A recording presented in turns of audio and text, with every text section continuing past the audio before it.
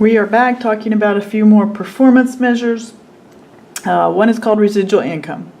So residual income is operating income minus the minimum dollar required on the operating assets. So you say, okay, if I want to make 10% rate of return on my assets, right? My ROI on my assets, I want to be 10%. So you calculate whatever that is. So if you had $1 million of assets, you wanted a 10% return, $100,000 is your minimum required return. So residual income is anything over that 100,000. So if you made 200,000 minus that minimum required return, great, you have a residual income of 100,000, right? So that's what residual income is. It's kind of beyond just the return on investment. So you say, okay, we want to profit beyond that 10%. Like, yeah, we want to make 10% ROI, and once they get there, they kind of shoot for that. But if you say, well, we're going to look at whatever you get beyond that, see, that's nice. So it refocuses on dollars, not percentages, because you can monkey with percentages just by having more or less assets, right? Right? If you're doing ROI based on assets, hey, get rid of some assets.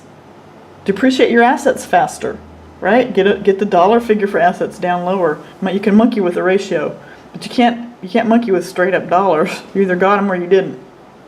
All right. So disadvantage still still got that short-term versus long-term issue. So it's also hard to compare different divisions. If you've got a division that makes a whole lot of cash, and their residual income is $1 million, and you've got another one that doesn't make very much, and their residual income is 10,000. But percentage-wise, it may be huge on the small one and small on the big one. So, it's not a very good comparison. That's another thing ratios do, is they strip out the size and let you compare one department to another.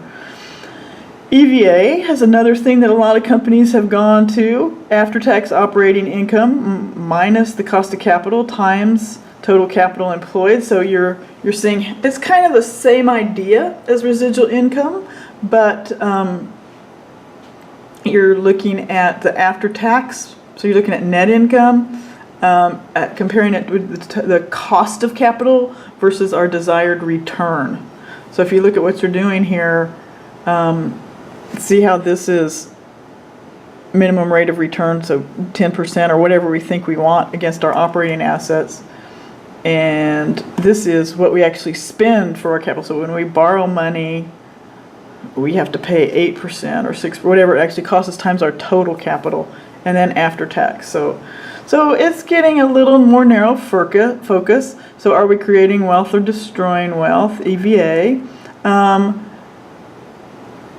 It's just another good measure. All right, so what's the point of using these performance measures? Well, sometimes we use them to incentivize our managers, right? In other words, if you get an ROI of this certain amount, if you get an EVA of this certain amount, we're going to give you a bonus, right?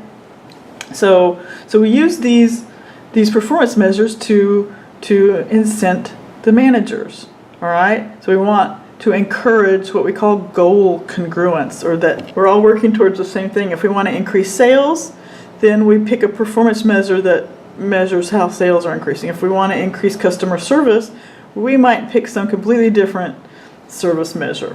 All right? So here's the reasons why they don't do what we want. They may not be able to. Maybe they don't want to work hard. Or maybe they'd rather spend company resources on stuff for themselves. Perquisites, or perks as they call it. All right, so what you do is to get managers to do what we want for the company is you give them incentives tied to performance. So that's where these performance measures come in. Encourage goal congruence so that they'll act in the best interest. So salary increases, bonuses paid on income, stock options, and non-cash compensation. So you find ways to compensate the managers that will make them want to do what the company is working towards. Cash would be things like bonuses, maybe getting a raise. Bonuses are more flexible. Many use combination of salary and bonuses to reward performance. Right? If we have extra money this quarter, we're going to spread it around so people know, hey, we like what you're doing, do more of that. Stock-based compensation. So a lot of managers, even non-managers, there's plenty of companies out there where you can get stock-based compensation and they'll give you a bonus in stock at the end of the year. Because, hey, if you're an owner in the company and the company is doing better, you're going to profit. So you're kind of working for yourself if they give you stock.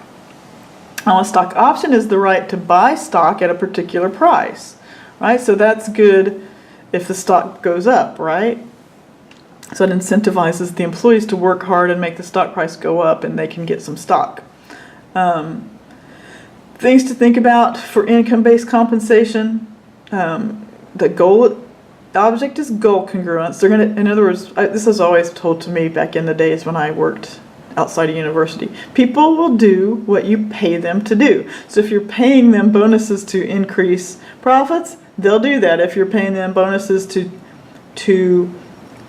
increase certain margin numbers, they'll do that, you know. So you got to figure out what you want them to do and pay them for that. Certainly non-cash compensation is important to people. You know, we all want to have our insurance. We all want to have vacation, perks, company cars, whatnot. You know, that stuff's important, and people like that as bonuses too. So that's a way to get goal concurrence. You know, certainly I've worked plenty of places where to increase sales, the highest salesperson got some kind of special bonus or trip or something like that. So people like that stuff, and it works. I'm not really going to have any of that kind of stuff, I don't think. Well, maybe a little bit of goal congruence stuff, but most of Chapter 10 will be stuff about ratios. And then, of course, it's only on the final. There's not a separate Chapter 10 exam, so all that stuff's on the final. So good luck on your final. Get in touch if you need to. Take care, everybody.